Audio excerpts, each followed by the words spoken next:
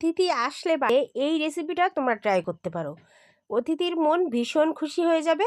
আসসালামু আলাইকুম everyone, welcome to Mampi's kitchen.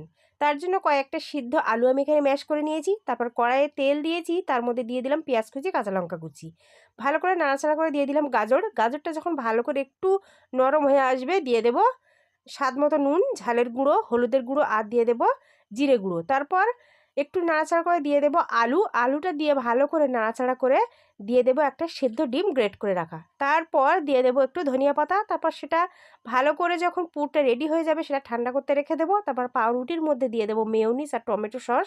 তারপর দিয়ে দেব পুর। তারপর ভালো করে পুরটা রুটির মধ্যে সেট করে নিয়ে আরও একটা রুটি উপর থেকে ভালো করে চেপে দেব। তারপর মাঝখান থেকে কেটে এইভাবে স্যান্ডউইচের শেপ দিয়ে নিলেই রেডি আমাদের স্যান্ডউইচ। তারপর তার জন্য একটা ব্যাটার করে নিতে হবে। দিয়ে দেবো 1 কাপ ময়দা, 1 কাপ বেসন, তার মধ্যে একটু নুন আর ঝালের গুঁড়ো।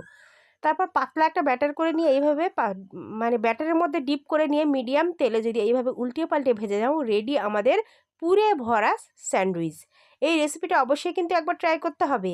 রেসিপিটা মানে তৈরি করার পর বাড়িতে কেমন লাগলো অবশ্যই কমেন্টে জানিও। আর আমার ভিডিওটা ভালো লাগলে বেশি করে লাইক, কমেন্ট আর শেয়ার করে দিও। আল্লাহ হাফেজ।